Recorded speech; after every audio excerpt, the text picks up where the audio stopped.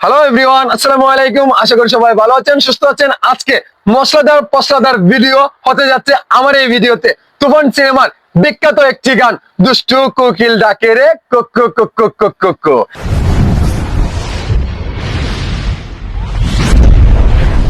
এই গানটি গ্লোবালে 4 নম্বর স্থানে বিশ্ব জুড়ে আছে আমাদের শাকিব খান।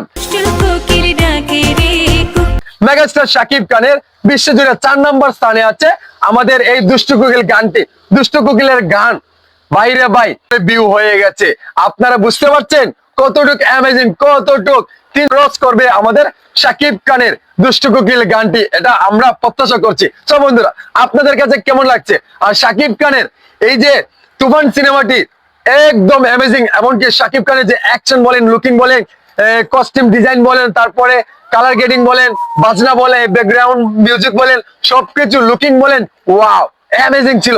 কিন্তু শাকিব খানের আশা স্বপ্ন ছিল শাকিব খানের তুফান সিনেমাটি 100 কোটি টাকা ব্যবসা করবে, কিন্তু কাছাকাছি গিয়েছিল। কিন্তু দেশের এই পরিস্থিতির কারণে কিন্তু আমাদের শাকিব খানের 100 কোটি ব্যবসা করতে পারে নাই আমাদের এই তুফান সিনেমাটি।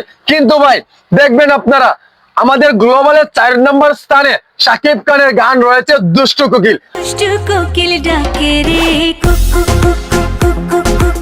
আর এই তুফান সিনেমার সবটি গান একদম উড়াদুরারে ভাই, মাথা নষ্ট করারই মতো ছিল।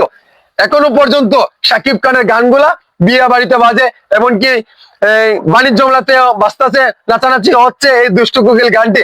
কারণ এই গানটি এত জনপ্রিয়তা হয়েছে, এত দর্শকের কাছে ভালো লেগেছে। একবার শুনে আবার শুনে আবার শুনে বারবার শুনে, যতবার শুনে ততবার কিন্তু তারা মুগ্ধ হয়ে যায়। এটা কি গান দিয়ে দিল রে ভাই! এই গানটি মারাত্মক লেভেলের পারফরমেন্স করেছে আমাদের শাকিব খানের ডান্স, এমনকি মিমি চক্রবর্তী পাঠিয়ে দিয়েছে একদম, মানে looking like a wow wow amazing, দুর্দান্ত লেভেলের ছিল। সো বন্ধুরা, আপনাদের কাছে এই বিষয়টি কেমন লাগছে তাও অবশ্যই আমার এই ভিডিওর কমেন্ট বক্সে জানাবেন।